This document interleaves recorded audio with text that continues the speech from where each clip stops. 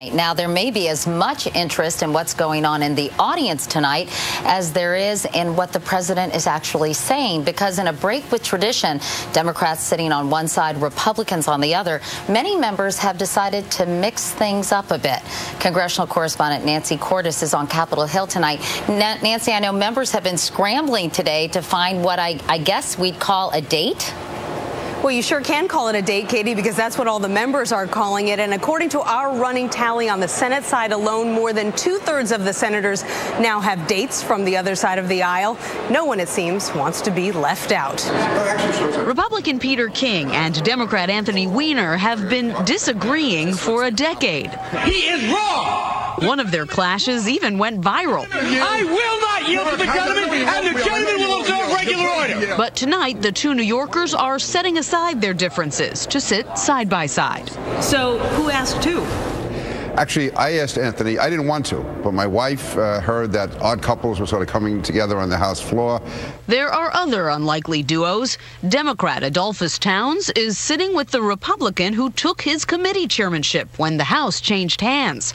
Republican Joe Wilson, who shouted "You lie" at a presidential address in 2009, will be sitting with two Democrats for good measure. To a certain extent, this has been a little bit of a dating show. You know, who are you going with? The entire Arizona House delegation is going together, leaving an empty seat for recovering Congresswoman Gabby Giffords, whose office sent out the first tweet from her account since the shooting today to the man who saved her life. Happy 21st birthday, Daniel Hernandez. Sounds like you have fun plans tonight. It was the Tucson attack that led Senator Mark Udall of Colorado, a Democrat, to propose that the parties mix it up. And look, this is one evening, it's a few hours, but the symbolism here is important. On substance, they remain deeply divided. House Republicans voted today to slash spending to 2008 levels. And tonight, the president's address will be followed by not one, but two Republican responses. The official one from House Budget Committee Chairman Paul Ryan, then a follow-up from Minnesota's Michelle Bachmann, representing the Tea Party wing. Well, Mr. Speaker, I'm looking to find out what will be the specific cuts that the president will be proposing. We haven't heard specific cuts so far. Republican leaders say publicly that Ms. Bachmann has every right to deliver her own address, but privately they worry that it sends a message that there are two distinct factions in the GOP. Katie? NJ, President Obama makes his second State of the Union speech tonight. He's going to focus on jobs, federal spending, and more. And this year's something new. Republicans and Democrats are shuffling the seating plan, many sitting side by side in a show of civility. Political reporter Dave Evans is in Washington tonight with more for us. Dave? Well, Diana, I think the president will be walking a bit of a political tightrope this evening. America faces a huge, staggering debt right now of $14 trillion. So the president tonight in his State of the Union address will be proposing a 5-year freeze on all government spending. Yet at the same time, we're all worried about jobs and the economy. So the president also tonight will be talking about the need for investment in infrastructure and education. In tonight's address, Barack Obama will face a deeply divided Congress, a powerful Republican Party skeptical of the president's plan to invest in infrastructure and jobs. I'm hopeful that the word investment really isn't more stimulus spending and a bigger government here in Washington. I think it'll be okay. The president tonight will talk of a new sense of competitiveness, a focus on the economy. He previewed his speech before supporters this weekend. My principal focus, my number one focus, is going to be making sure that we are competitive, that we are growing, and we are creating jobs, not just now, but well into the future. In a show of bipartisanship, many Democrats and Republicans will sit together tonight, but they disagree deeply on the president's call for investment. Investment's a euphemism. It's a code word for more spending. And if there's any message from the last elections, the American people don't want more spending. And what an investment is something that will pay long-term dividends, something that creates economic growth. Because when you have a tough economy like we have right now, a really significant debt and a very high deficit, the only way to get out of these is to grow your way out. Some congressmen have called tonight's seating arrangement a gimmick that won't necessarily help a thing. But New York's Chuck Schumer defended the idea. It's symbolic. I wouldn't call it a gimmick. It's symbolic. But, you know, in history, oftentimes symbols influence reality. Who knows what will happen in the conversations between members as they sit with each other? Also this evening, Congressman Anthony Weiner, a Democrat, will be seated with his Republican colleague Peter King from Long Island. You might remember earlier this year the two disagreed bitterly on why Republicans would not take up the 9/11 Zadroga health bill. Ultimately, they did. The bill passed, and the two are now fast friends, and they said they will show that this evening at the State of the Union address. We will see you later on. For now, reporting live on Capitol Hill, Dave Evans, Channel 7 Eyewitness News. If there is a moment of the past year on Capitol Hill that caught America's attention, it is arguably this. You vote in favor of something if you believe it's the right thing. If you believe it's the wrong thing, you vote no. We are following a procedure. I will not yield to the gentleman, and the gentleman will observe regular order. The gentleman will observe regular order. Just two passionate New Yorkers going at it over the 9/11 first responders bill. Well, what a difference a few months make. Look who will be sitting together tonight, and now join us together. Democratic Congressman Anthony Weiner, Republican Congressman Peter King. Gentlemen, I don't know. I think you look pretty good together. How are you this morning? We're doing fine, but we still feel the same way now as we did then.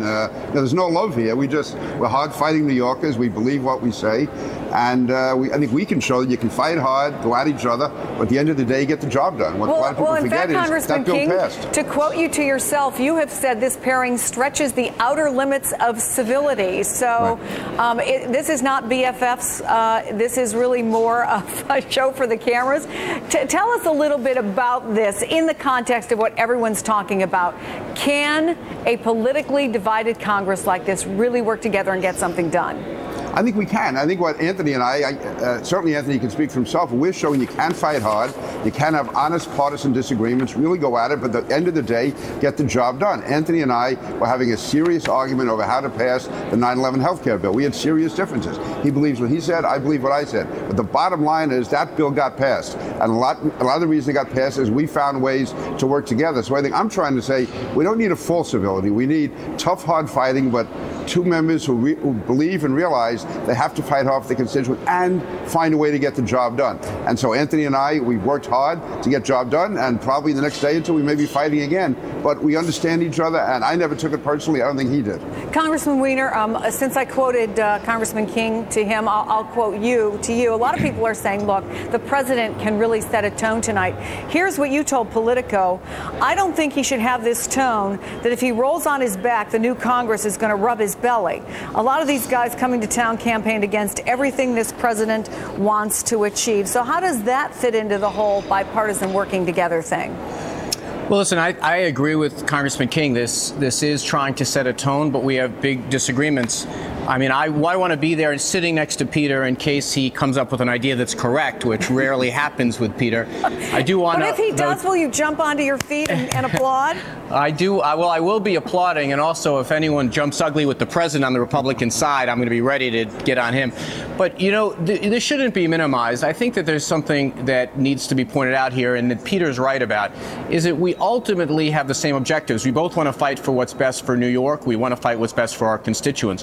We have broad philosophical differences.